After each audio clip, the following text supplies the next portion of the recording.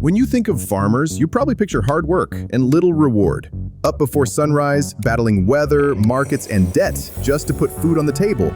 For many, it's a life of struggle, where every euro counts and help rarely comes. So when the European Union sends billions in subsidies to support them, it feels like justice. A lifeline for the people who feed us. But in Greece, that lifeline became a gold mine.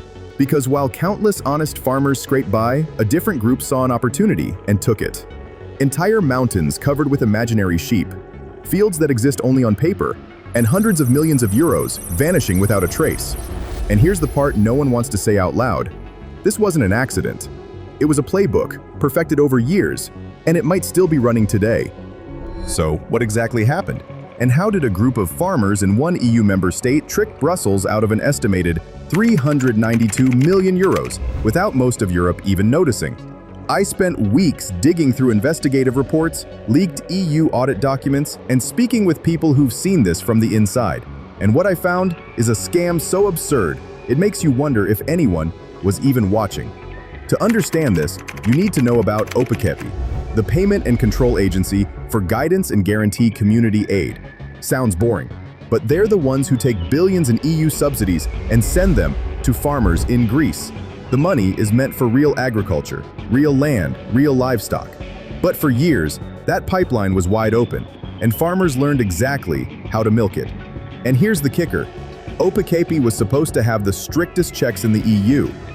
Investigators call it the playbook, 6 moves, each one designed to look legitimate until you see them all together. And the last move, it's the one that turns thousands into millions. I'll show you all 6, but the most shocking part is how long authorities ignored them. Step 1. Claim land you don't own. It could be a national park. It could be a mountaintop. It doesn't matter. On paper, it's yours. And once it's registered in the system, Brussels sees a productive farm, and the subsidies start flowing. In one 2022 audit, inspectors found claims on over 100,000 hectares of land that was either forest, rocky terrain, or completely inaccessible. Some of it inside Natura 2000 protected areas, where farming isn't even allowed. But claiming land once isn't enough. This is where the real money starts multiplying. You take the same plot, lease it on paper to multiple farmers, sometimes dozens.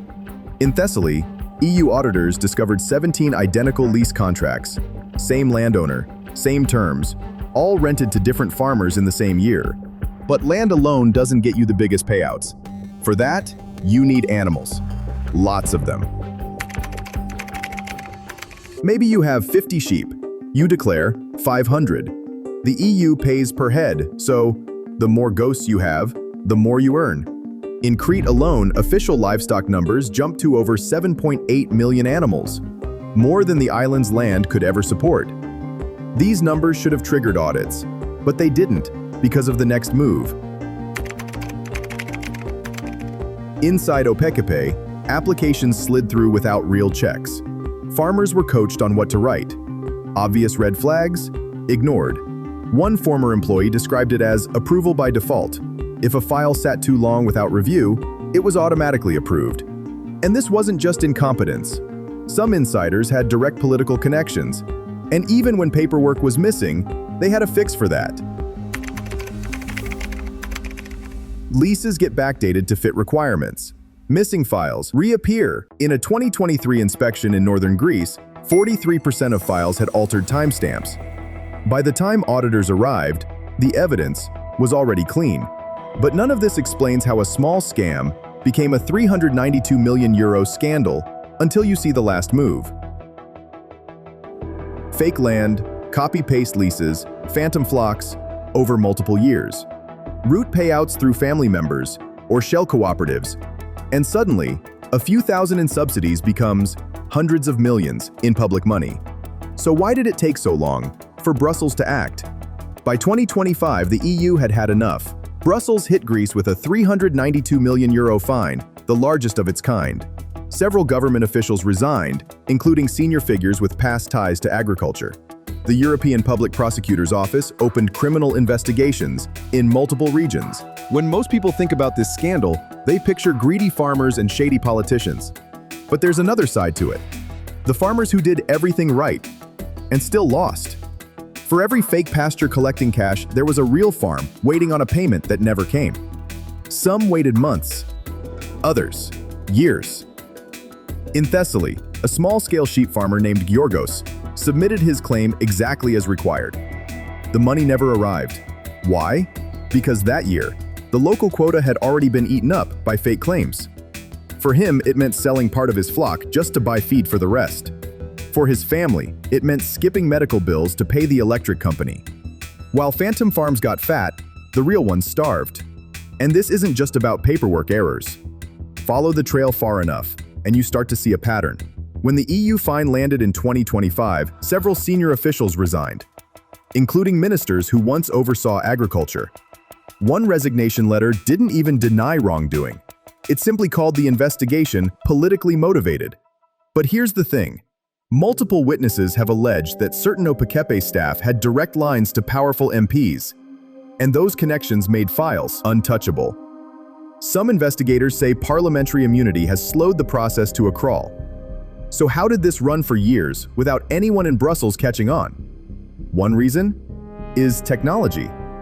The EU actually has a satellite verification system, capable of spotting whether a claimed pasture is grass or solid rock. But in many cases, OPEKEPE either didn't upload the data or delayed checks until the claim period was over. It's like having CCTV in a bank and forgetting to turn it on until after the robbery. In some cases, EU auditors found files that were under review for over 3 years, by which time the claimants had already cashed multiple rounds of payments. Some went to actual farm expenses, just enough to keep up appearances. The rest, straight into personal accounts, or luxury purchases, SUVs, new villas, even holiday homes abroad. This wasn't survival, it was a business model. And here's what makes this worse. The EU system is built on trust between member states. When that trust is broken, it's not just about one country anymore. Because fraud like this spreads. This isn't just about Greece. Italy had fake olive groves, Spain, ghost irrigation projects, Romania, fraudulent vineyards. In each case, the pattern is the same. Local networks gaming an EU system built on trust. And the people paying for it? Every innocent EU taxpayer. While fake farmers got rich, legitimate ones were left waiting for subsidies that never came. Rural economies lost out, and taxpayers across Europe footed the bill. And if it could happen here, it could happen anywhere the EU sends money. The OPEKEPE scandal proves that when the system is easy to cheat, someone will. And unless the playbook changes, tight controls, real audits, actual consequences, history will repeat. Because in this game, the sheep aren't the only ones getting fleeced. If you want to see how other massive frauds hide in plain sight and how successful people made their wealth, hit subscribe. The next scandal might already be in motion.